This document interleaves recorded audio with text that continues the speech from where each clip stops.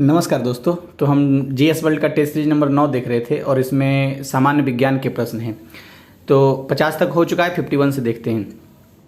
सूक्ष्म जीवों द्वारा मृत पादपों पर क्रिया करने से बनने वाले एक उत्पाद का नाम है। तो जो सूक्ष्म जीव द्वारा मृत पादप पर जो क्रिया किया जाता है उससे ह्यूमस बनता है। तो विकल्प सी इसका सही आंसर हो जाएगा। नेक्स्ट है, निम्नलिखित में से कौन सा पादप हार्मोन है?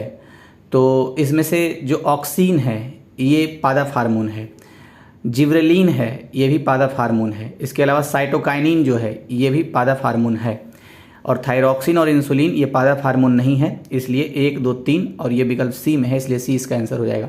थोड़ा सा और देख लेते हैं। जैसे साइटोकाइनिन का काम होता है पादप हार्मोन में क्या? सेल डिवीजन करना, यानी कोशिका का विभाजन करना। जिब्रेलिन का क्या काम होता है? तो बीज अंकुरन और बीज रहित जो फल होते हैं उनका मतलब उत्पादन करना, ये सब काम होते हैं। ऑक्सीन क्या करता है पादप हार्मोन के रूप में? तो तने में जहाँ पर भी ये होता है वहाँ की वृद्धि होती है, और अगर जड़ में होता है ऑक्सीन तो वो वृद्धि रुक जाती है। तो इसलिए ऑक्सीन का काम एक तरह से वृद्धि करना है। नेक्स्ट 53, निम्नलिखित में से पादप का जनन भाग है। जनन भाग मतलब जो भाग से जन्म होता है पादप का, तो पुष्प उसका जनन भाग होता है, इसलिए विकल्प डी इसका सही आंसर है। शक्ति का मात्रक है, तो शक्ति का मात्रक कौन होता है? वाट। तो विकल्प सी इसका सही आंसर है। ये सब बिल्कुल मतलब छोटे छोटे क्वेश्चंस हैं। 1 नैनोमीटर होता है, तो 1 नैनोमीटर बराबर क्या होता है? 10⁻⁷ सेंटीमीटर। तो 10⁻⁷ सेंटीमीटर ये 1 नैनोमीटर के बराबर होता है। विकल्प बी इसका सही आंसर है। 56, सूची 1 को 2 से मिलाना है। सूची 1 में भौतिक राशियां हैं और फिर इकाई है उसके सामने। तो त्वरण की इकाई क्या होती है? मीटर प्रति सेकेंड स्क्वायर होता है। बल की इकाई होती है न्यूटन, और कार्य की इकाई जूल होती है, जबकि आवेग की इकाई न्यूटन सेकेंड होता है। एक बार फिर से बोल देता हूँ। त्वरण की इकाई मीटर प्रति सेकेंड स्क्वायर, बल की इकाई न्यूटन, कार्य की इकाई जूल, आवेग की इकाई न्यूटन सेकेंड। विकल्प डी इसका सही आंसर है। नेक्स्ट, निम्नलिखित में से कौन सा सुमेलित नहीं है? तो जो नहीं है उसको देखना है, उससे पहले जो है उसको देख लेते हैं। तो नॉट क्या काम में आता है? जहाज के चाल की माप की जाती है नॉट में। नॉटिकल मील क्या होता है? तो नौ संचालन में प्रयुक्त दूरी की इकाई, जो नौ संचालन करते हैं उसमें जो दूरी की इकाई होती है तो वो नॉटिकल मील कहलाता है। फिर एंगस्ट्रॉम क्या होता है? तो प्रकाश के तरंगदैर्घ्य की इकाई को एंगस्ट्रॉम कहा जाता है। प्रकाश वर्ष के सामने लिखा हुआ है समय मापन की इकाई, मगर ये समय मापन की इकाई नहीं होता, ये एक दूरी की इकाई है प्रकाश वर्ष। तो इसलिए विकल्प डी जो है ये सुमेलित नहीं है और यही इसका आंसर होगा, विकल्प डी। 58, निम्नलिखित में से कौन सा एक सुमेलित नहीं है? तो फिर इसमें सुमेलित नहीं है उसे देखना है, लेकिन हम जो सुमेलित है पहले उसे देख लेते हैं। तो डेसिबल किसकी इकाई है? ध्वनि की प्रबलता की इकाई डेसिबल होता है। अश्व शक्ति किसकी इकाई है? शक्ति की इकाई को अश्व शक्ति कहते हैं। और समुद्री मील, तो नौ संचालन में दूरी की इकाई समुद्री मील कहलाती है, जिसको नॉटिकल मील भी बोलते हैं। सेम टाइप का क्वेश्चन है। फिर सेल्सियस है, सेल्सियस के सामने लिखा हुआ है उष्मा की इकाई, जबकि सेल्सियस उष्मा की इकाई ना होकर के ताप यानी कि टेम्परेचर की इकाई होती है। तो विकल्प डी इसका सही आंसर हो जाएगा, क्योंकि पूछा था सुमेलित कौन नहीं है। नेक्स्ट 59 में है, पायरोमीटर किसके मापन में प्रयोग किया जाता है? तो उच्च तापमान के मापन में पायरोमीटर का प्रयोग किया जाता है। अगर आपने प्रीवियस ईयर्स देखा होगा साइंस वाला, तो उसमें भी ये क्वेश्चंस आया हुआ था यूपीपीसीएस के, जो अपलोडेड है सारे साइंस के। तो अगर आपने नहीं देखा है तो ज़रूर देख लीजिएगा, 2012 से 20 तक सारे अपलोडेड हैं। तो फिर से एक बार बोल देता हूँ, पायरोमीटर किसके मापन में यूज होता है? उच्च तापमान के मापन में यूज होता है। हालांकि ताप की माप करता है टेम्परेचर भी, लेकिन उच्च तापमान की माप के लिए पायरोमीटर का यूज किया जाता है। अब देखिए, ये जो काम करता है पायरोमीटर स्टीफन के सिद्धांत पर काम करता है, और 800 डिग्री से नीचे का ताप नहीं मापता है ये। मतलब 800 डिग्री सेल्सियस से ऊंचा का जो ताप होता है उसको मापने के लिए, उसका मेजरमेंट करने के लिए पायरोमीटर का यूज किया जाता है। नेक्स्ट, महासागर में डूबी हुई वस्तुओं की स्थिति जानने के लिए निम्नलिखित में से किस यंत्र का प्रयोग किया जाता है? तो सोनार का प्रयोग किया जाता है। सोनार जो होता है उसका प्रयोग किया जाता है महासागर में डूबी वस्तुओं की स्थिति को जानने के लिए। विकल्प डी। झूठ का पता लगाने वाला यंत्र किस नाम से जाना जाता है? तो पॉलीग्राफ। पॉलीग्राफ से हम झूठ का पता लगाते हैं। और पायरोमीटर किस काम में आता है? अभी हमने पढ़ा था, पायरोमीटर का काम होता है उच्च ताप के मापन का, यानी 800 डिग्री सेल्सियस से ऊंचा रहेगा तो उसका मापन किया जाता है पायरोमीटर से। अच्छा, एक यहाँ पर फोनोमीटर ऑप्शन में है, तो फोनोमीटर का काम क्या होता है? ध्वनि की तीव्रता स्पंदन का मापन करना। जो ध्वनि की तीव्रता स्पंदन होता है उसका मेजरमेंट करता है। और काइमोग्राफ का काम क्या होता है? तो शरीर क्रिया को ग्राफिक द्वारा निरूपण करना। जो शरीर की जो एक्टिविटी होती है जैसे रक्तचाप वगैरह, ये काइमोग्राफ के द्वारा निरूपित किया जाता है, इंटरप्रिटेशन होता है इसका एक तरीके से। नेक्स्ट, निम्नलिखित में से किसने न्यूटन से पूर्व ही बता दिया था कि सभी वस्तुएं पृथ्वी की ओर गुरुत्वाकर्षित होती है? तो ब्रह्मगुप्त ने अपने सिद्धांत में, ब्रह्म सिद्धांत में ये बातें बताई थी। किससे पहले? न्यूटन से पहले ही बता दी थी कि सभी वस्तुएं पृथ्वी की ओर गुरुत्वाकर्षित होती हैं। और ये गुप्तोत्तरकालीन गणितज्ञ थे, खगोल शास्त्री भी थे। कौन? ब्रह्मगुप्त। इन्होंने क्या दिया था? ब्रह्म सिद्धांत दिया था। इसके तहत क्या पता चला कि सभी वस्तुएं पृथ्वी की ओर गुरुत्वाकर्षित होती है। हालांकि बाद में न्यूटन के नाम से ये जाना गया। अब देखिए, अंतरिक्ष यान जो चक्कर लगा रहा है से एक सेव छोड़ा जाता है तो वह अंतरिक्ष यान के साथ साथ उसी गति से गतिमान होगा। तो ये अंतरिक्ष के बारे में बताया गया है, क्योंकि वहाँ ग्रेविटेशनल फोर्स नहीं होता है, तो इसलिए सेव गिराइए या कुछ गिराइए, अंतरिक्ष यान जिस गति से गिरेगा उसी के साथ साथ उसी गति से गतिमान रहेगा वो भी, क्योंकि अंतरिक्ष में गुरुत्वाकर्षण नहीं होता है। 64 कथन है, चंद्रमा पर मानव का वजन पृथ्वी की तुलना में 1/6 रहता है। तो ये बात बिल्कुल सही है, 1/6 रहता है। कारण, क्योंकि चंद्रमा पर पृथ्वी की तरह गुरुत्वाकर्षण नहीं है, इसलिए वहाँ पृथ्वी के जैसा नहीं रहेगा चंद्रमा पर मानव का वजन। तो 1/6 उसका वो हो जाता है।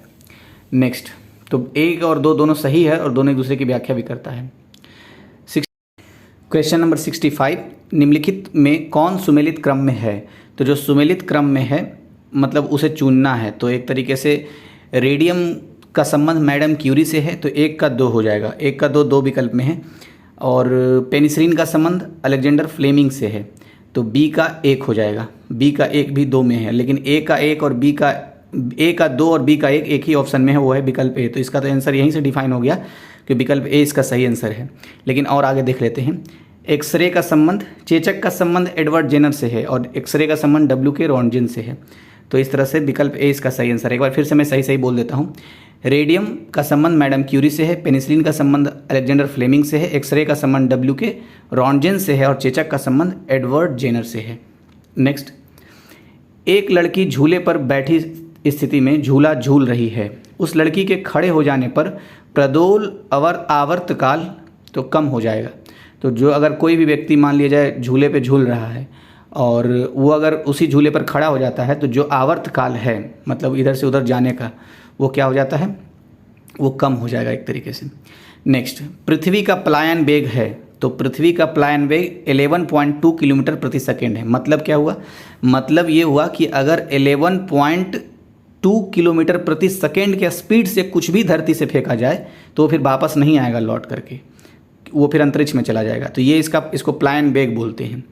तो इसलिए विकल्प डी इसका सही आंसर है। कथन है 68 में, लोहे का एक गोला पारद पर तैरता है किंतु पानी में डूब जाता है। तो देखिए ये विभिन्न टेस्ट सीरीज में भी आया हुआ है, जैसे कि ध्याय में भी था और दृष्टि IAS वाले में भी था। तो वो अपलोडेड है, अगर आपने नहीं देखा जरूर देख लीजिएगा। ये जैसे ही कंप्लीट होता है GS वर्ल्ड वाला, साइंस वाला, तो आप समझ लीजिए कि 450 क्वेश्चन आपके हो जाएंगे। हालांकि साइंस वाले में कुछ पर्यावरण के भी क्वेश्चन है, जबकि GS वर्ल्ड में पर्यावरण की एक अलग से टेस्ट सीरीज है, वो 8 नंबर है। तो इसके बाद ये अपलोड किया जाएगा वो वाला। तो ये तीनों कम से कम 3 बार ज़रूर सुन लीजिएगा, मेरा ऐसा सुझाव है। दृष्टि का, ध्येय का और GS वर्ल्ड का, साइंस वाला। नेक्स्ट, अच्छा इसी में था, लोहे का एक गोला पारद पर तैरता है किंतु पानी में डूब जाता है। तो एकदम सही है कि लोहे का एक गोला पारद में तैर जाता है लेकिन पानी में डूब जाता है। ऐसा इसलिए होता है क्योंकि घनत्व का सारा खेल है इसमें। अच्छा, कारण क्या है लिखा हुआ है यहाँ पर, लोहे का अपेक्षिक घनत्व पारद की अपेक्षा आपेक्षिक घनत्व से अधिक होता है। नहीं, पारे की आपेक्षिक घनत्व से कम होता है। तो ध्यान रखना है, इसीलिए तो वो मतलब ऊपर वाला कथन सही हुआ कि लोहे का एक गोला पारद पर तैरता है किंतु पानी में डूब जाता है। पानी में इसलिए डूब जाता है क्योंकि घनत्व ज़्यादा होता है लोहे का पानी के घनत्व से, इसलिए। नेक्स्ट, तो विकल्प सी इसका सही आंसर हुआ, ए सही आर गलत है। जलयान पानी की सतह पर तैरता रहता है जबकि लोहे की सुई पानी में डूब जाती है। तो पृष्ठ तनाव के कारण ऐसा होता है कि जलयान पानी में तैरता है, लेकिन वही जिस चीज़ से जलयान बना हुआ है अगर उसे सुई बनी हुई है तो मान लीजिए वो डूब जाएगा। इसलिए डूब जाएगा क्योंकि पृष्ठ तनाव का उसमें रोल होता है, तो पृष्ठ तनाव के कारण डूब जाता है सुई। नेक्स्ट 70, बादलों के वायुमंडल में तैरने का कारण है उनका कम घनत्व। बादलों का वायुमंडल में तैरने का मतलब तैरता इसलिए है क्योंकि उसका घनत्व, किसका घनत्व, बादल का घनत्व वायुमंडल से कम होता है, इसलिए विकल्प डी इसका सही आंसर हो जाएगा। 71 में क्या है, निम्नलिखित में से कौन सा कथन सत्य है। तो जो सत्य कथन है सिर्फ पढ़ लेते हैं उसको। प्रकाश का वेग सबसे अधिक होता है, कितना होता है प्रकाश का वेग, 3 गुने 10⁻8 मीटर प्रति सेकेंड होता है, 3 गुने 10⁻8 मीटर प्रति सेकेंड।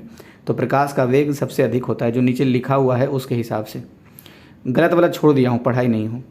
सूर्य के प्रकाश को धरती की सतह पर पहुँचने में लगा समय लगभग कितना होता है, तो 8.18 मीटर होता है। ऐसे सेकेंड में अगर पूछे तो 500 सेकेंड होता है। जो सूर्य का प्रकाश धरती पर पहुँचता है तो सेकेंड में पूछे तो 500 सेकेंड लगता है, लेकिन अगर मिनट की बात है तो 8.18 मीटर होता है एग्जैक्टली।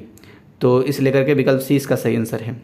73, प्रकाश तरंगों के वायु से कांच में जाने पर जो चर प्रभावित होते हैं वे हैं, तो वे तरंगदैर्घ्य और वेग होते हैं। फिर से बोलता हूँ, प्रकाश तरंगों के वायु से कांच में जाने पर, तो यहाँ पर देखना है कि सघन माध्यम और विरल माध्यम का क्या रोल है। तो प्रकाश की तरंगें अगर वायु से कांच में जाती है तो जो चर प्रभावित होते हैं वो तरंगदैर्घ्य और वेग दोनों प्रभावित होते हैं। तो विकल्प डी इसका सही आंसर है। निम्नलिखित में से कौन से कायिक प्रवर्धन की तकनीक है, तो कायिक प्रवर्धन की तकनीक जो है ये पर्तन होता है और कलम होता है। जैसे गुलाब लगाने का कलम विधि से ही किया जाता है। तो 1 और 3 विकल्प बी में है, इसलिए इसका आंसर बी हो जाएगा। वैसे गन्ना और गुलाब और अंगूर ये सब सारे कायिक प्रवर्धन तकनीक के द्वारा ही रोपित किए जाते हैं। 75, रमन प्रभाव का प्रकाश की उन किरणों से संबंध है जो आर पार जाती है, तो सभी पारदर्शी माध्यम के आर पार जाती है। विकल्प डी इसका सही आंसर है। अच्छा, एक क्वेश्चन है, रमन प्रभाव के कारण नोबेल प्राइज किस वर्ष मिला है, आप कमेंट बॉक्स में बताइएगा। ये प्रीवियस ईयर्स में क्वेश्चन आया हुआ था, वहाँ पर मैंने इसका आंसर भी बताया। नेक्स्ट, निम्न में से किस रंग का सबसे लंबा तरंगदैर्घ्य है, तो सबसे लंबा तरंगदैर्घ्य लाल रंग का होता है। ठीक है। अच्छा, एक आता है क्वेश्चन इसी में से कि वर्ण विक्षेपण सबसे ज़्यादा किसका होता है, तो वर्ण विक्षेपण सबसे ज़्यादा बैगनी कलर का होता है। और तरंगदैर्घ्य सबसे कम किसका होता है, तो बैगनी का होता है। देखिए मैं फिर से बोलता हूँ, आपने विवग्योर जरूर सुना होगा। तो विवग्योर, चलिए मैं कोशिश करता हूँ लिख के बताने का। जैसे विवग्योर है तो विवग्योर आपको तो पता ही होगा, मैं सिर्फ रिवीजन करा दे रहा हूँ। देखिए इधर आर साइड से अगर आप देखेंगे तो ये सबसे ज़्यादा तरंगदैर्घ्य को शो कर रहा है। मतलब लाल का, रेड का तरंगदैर्घ्य सबसे ज़्यादा होता है, उससे कम ऑरेंज का, उससे कम फिर येलो का, उससे कम ग्रीन का, उससे कम ब्लू का, उससे कम फिर आई और फिर वॉलेट का। तो कुल मिलाकर के ये यहाँ पर क्या आया कि वॉलेट का सबसे मतलब बैगनी कलर का सबसे कम क्या होता है, तरंगदैर्घ्य होता है। अब वही अगर इधर से आप देख लेंगे, देखिए वी साइड से अगर तीर दे के देखते हैं तो इधर वर्ण विक्षेपण को शो करता है। तो वर्ण विक्षेपण के मामले में सबसे ज़्यादा वर्ण विक्षेपण वी वाले का है, उसके बाद आई वाले का, उसके बाद बी वाले का यानी ब्लू, उसके बाद ग्रीन वाले का, उसके बाद वाई वाले का यानी कि येलो, उसके बाद फिर ओ यानी ऑरेंज वाले का, उसके बाद रेड वाले, यानी कि वर्ण विक्षेपण सबसे कम रेड का और सबसे ज़्यादा वर्ण विक्षेपण बैगनी का, वॉलेट का। उसी तरह से अगर हम तरंगदैर्घ्य देखते हैं तो सबसे ज़्यादा तरंगदैर्घ्य रेड का, सबसे कम तरंगदैर्घ्य भी का। ठीक है, तो यही बात बताना था। अच्छा, एक चीज़ और याद आ रहा है, एक था RIVGUX ऐसा करके कुछ था, RIVGUX ऐसा करके कुछ था। अब मुझे एग्जैक्टली नहीं याद आ रहा। इसका मतलब कि एक ट्रिक था दृष्टि वाले, जब हम टेस्ट सीरीज बना रहे थे उस समय, तो उसके ये किस लिए था आपको ये कमेंट बॉक्स में कमेंट करने हैं, किस चीज़ को शो करता है। इसमें भी कुछ कमी और वृद्धि को शो करता है। नेक्स्ट 77, अच्छा इसका आंसर हो गया ना। हाँ, तो वही क्वेश्चन पूछा था, निम्न में से किस रंग का सबसे लंबा तरंगदैर्घ्य है, तो लाल का सबसे लंबा तरंगदैर्घ्य है। और अगर पूछ देता सबसे कम तरंगदैर्घ्य किसका है, तो बैगनी का सबसे कम तरंगदैर्घ्य है। नेक्स्ट 77, आकाश का नीला रंग किस कारण से होता है, तो प्रकाश के प्रकीर्णन से आकाश का नीला रंग होता है। देखिए रंग का मामला रहेगा, मतलब प्रकीर्णन से ही रंग का मामला सामान्यतः रहता है। मतलब ये ऑब्जर्वेशन है, मैं बता रहा हूँ कि जहाँ रंग का मामला रहेगा समझ लीजिए प्रकाश का प्रकीर्णन से कुछ मामला है। नेक्स्ट, ये कोई रामबाण ट्रिक नहीं है, लेकिन सामान्यतः आप जब बनाएंगे क्वेश्चंस इस प्रकीर्णन से संबंधित तो आपको यही मिलेगा। नेक्स्ट, समुद्र नीला प्रतीत होता है तो आकाश के परावर्तन तथा जल के कणों द्वारा प्रकाश के प्रकीर्णन के कारण। देखिए फिर यहाँ पर है रंग का मामला है और प्रकीर्णन आ गया, इसलिए ध्यान रखना है, समुद्र का जो नीला रंग प्रतीत होता है तो आकाश के प्रवर्तन तथा जल के कणों द्वारा प्रकाश के प्रकीर्णन के कारण। तो विकल्प बी इसका सही आंसर है। नेक्स्ट, प्रकाश में 7 रंग होते हैं, सही है। रंगों को अलग करने का क्या तरीका है? तो आपको पता ही है प्रिज्म की सहायता से अलग करते हैं। तो विकल्प ए में वही लिखा हुआ है, इसका आंसर विकल्प ए है। एक प्रिज्म से रंगों को अलग अलग किया जा सकता है, तो वही ए आंसर इसका हो गया। 80, आँख में संकेंद्रण होता है तो लेंस की उत्तलता में परिवर्तन द्वारा ही आँख में संकेंद्रण होता है। फिर से बोलता हूँ, आँख में संकेंद्रण कैसे होता है? तो लेंस की जो उत्तलता होती है उसी में परिवर्तन के द्वारा आँख में संकेंद्रण होता है। विकल्प ए इसका सही आंसर है। 81 में कथन और कारण है। तो कथन में लिखा हुआ, यदि फ्रीजर पर बर्फ़ इकट्ठी होती है तो रेफ्रिजरेटर में शीतलन बुरी तरह प्रभावित हो जाता है। एकदम सही बात है। अगर फ्रीजर पर बर्फ़ इकट्ठा हो जाएगा तो जो रेफ्रिजरेटर जो होता है उसमें शीतलन बुरी तरह से प्रभावित हो जाता है। क्यों? क्योंकि बर्फ़ एक दुर्बल चालक होता है, इसीलिए ऐसा हो जाता है। तो कथन और कारण दोनों सही हैं, एक दूसरे की व्याख्या भी करते हैं। विकल्प ए इसका सही आंसर हो जाएगा। नेक्स्ट, कमरे को ठंडा किया जा सकता है तो संपीड़ित गैस को छोड़ने से कमरा ठंडा हो जाएगा। जो उपलब्ध विकल्प है उसके हिसाब से आंसर बता रहा हूँ कि अगर हम संपीड़ित गैस को छोड़ दें कमरे में तो कमरा ठंडा हो जाएगा। 83, निम्नलिखित कथनों पर विचार करना है। तो कथन क्या है? ऊंचाई वाले स्थानों में भोजन पकाने के लिए उसमें नमक मिलाया जाता है। तो नमक मिलाया जाता है, मेरे ख्याल से ये कथन क्या है, सही है कि गलत है? कथन सही है, लेकिन अच्छा ठीक है, ये कथन सही है। मैं फिर से पढ़ता हूँ, ऊंचाई वाले स्थानों में भोजन पकाने के लिए उसमें नमक मिलाया जाता है।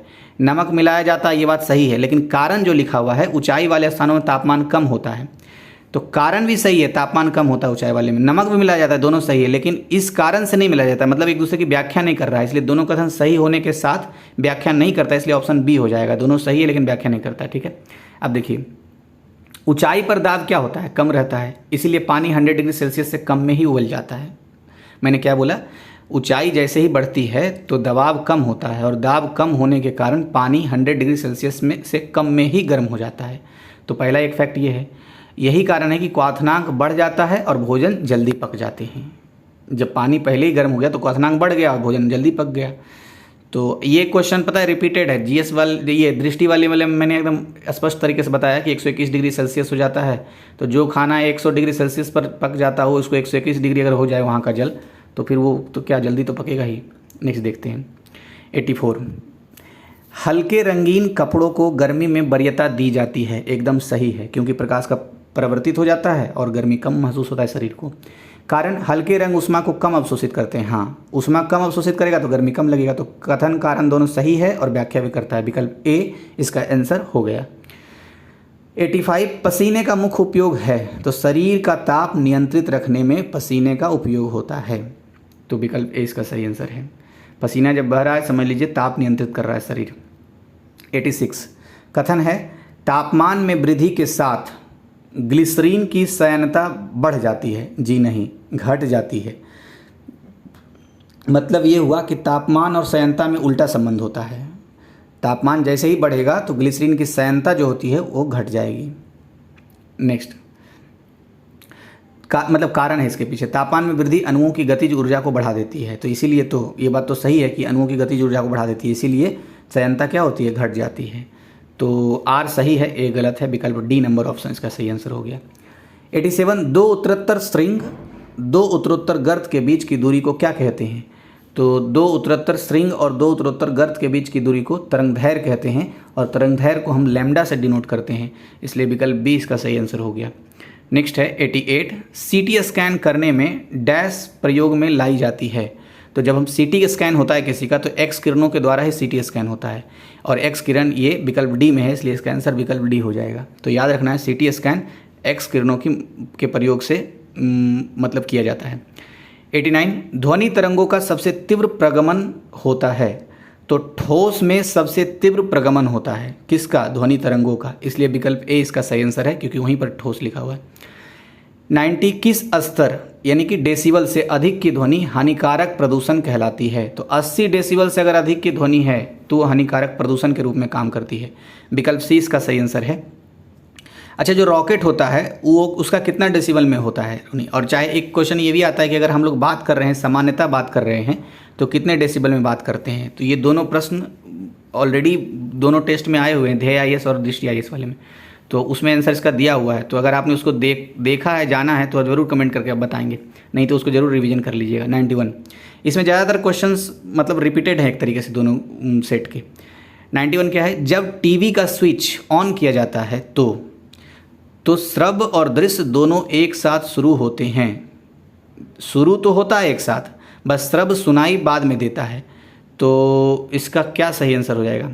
इसका आंसर यही सही हो जाएगा कि बाद में सुनाई देता है ऑडियो सिंक्रोनाइजर के कारण, लेकिन शुरू होता है एक साथ। तो विकल्प ए इसका सही आंसर है, जो गलत है उसको छोड़ देते हैं। नेक्स्ट क्वेश्चन क्या है? 92। अच्छा, एक बार 91 का मैं चेक कर लेता हूँ। 91, हाँ 91 का आंसर यही है, 91 का ए ही आंसर है। तो कुल मिलाकर के इसका जो आंसर है 91 ए एकदम बिल्कुल सही है। टीवी का स्विच ऑन करने पर श्रव्य एवं दृश्य दोनों एक साथ शुरू होते हैं। ध्वनि के प्रकाश की अपेक्षा कम वेग से चलने के कारण ध्वनि बाद में सुनाई पड़नी चाहिए, किंतु टेलीविज़न में ऑडियो सिंक्रोनाइजर लगाकर इस त्रुटि को दूर किया जाता है। तो ये बात ध्यान रखना है कि ऑडियो सिंक्रोनाइजर के कारण ये समस्या दूर हो जाती है, मतलब दोनों एक साथ पता चल जाता है। 92 फ्लोरोसेंट ट्यूब में कौन सी गैस भरी जाती है? तो इसमें मरकरी और नियोन दोनों गैसें भरी जाती है, इसलिए विकल्प डी इसका सही आंसर है। वैसे एक पॉइंट लिखा हुआ है कि निर्वात में कम दाब पर पारे की वाष्प के साथ ऑर्गन, जिनॉन या नियोन गैस भरी जाती है। तो ठीक है, इसका आंसर डी हो गया। नेक्स्ट, पृथ्वी के चुंबकीय क्षेत्र का कारण है? तो भूक्रोड के अंदर की चक्रक धाराएं जो होती है, इसी के कारण पृथ्वी के चुंबकीय क्षेत्र मतलब उसका उत्पन्न होता है, पृथ्वी का चुंबकीय क्षेत्र का उत्पन्न होता है। नेक्स्ट 94 निम्नलिखित में से कौन से ऐसे जीवधारी एक कोशिकीय जीवधारी की श्रेणी में आते हैं? तो एक कोशिकीय जीवधारी की श्रेणी में कौन कौन आते हैं? मोनेरा भी आता है, प्रोटिस्टा भी आता है, फंजाई तो आता ही है, प्लांटी एनिमिलिया, अच्छा फंजाई नहीं आता है, फंजाई प्लांटी एनिमिलिया ये बहुकोशिकीय जीव में आते हैं, जबकि मोनेरा और प्रोटिस्टा यानी 1 और 2, इसका आंसर 1 और 2 ही होना चाहिए। हाँ विकल्प ए 1 और 2, मोनेरा और प्रोटिस्टा ये दोनों एक कोशिकीय जीवधारी हैं, जबकि फंजाई प्लांटी एनिमिलिया ये सब बहुकोशिकीय जीवधारी हैं। नेक्स्ट विकल्प ए इसका आंसर है। 95 निम्न में से किसे पादप वर्ग का उभयचर कहा जाता है? तो ब्रायोफाइटा को पादप वर्ग का उभयचर कहा जाता है। किसको? ब्रायोफाइटा को। नेक्स्ट, ऑर्थोपोडा के विषय में दिए गए कथनों में सत्य कथन का चयन करें। तो सत्य कथन कौन है? यह जंतु जगत का सबसे बड़ा संघ है। कौन? ऑर्थोपोडा। ऑर्थोपोडा जंतु जगत का सबसे बड़ा संघ है। इसमें खुला परिसंचरण तंत्र पाया जाता है। किसमें? ऑर्थोपोडा में। यानी कि ऑर्थोपोडा जंतु जगत का सबसे बड़ा संघ है और ऑर्थोपोडा में खुला परिसंचरण तंत्र पाया जाता है। तो दोनों सही है, इसलिए विकल्प ए इसका आंसर है। तीसरा नंबर गलत क्यों हुआ? घोंघा, सीप, ऑक्टोपस ऑर्थोपोडा संघ के हैं। जी नहीं, मोलस्क संघ के हैं ये। तो ध्यान रखना है, घोंघा, सीप और ऑक्टोपस मोलस्क संघ के हैं।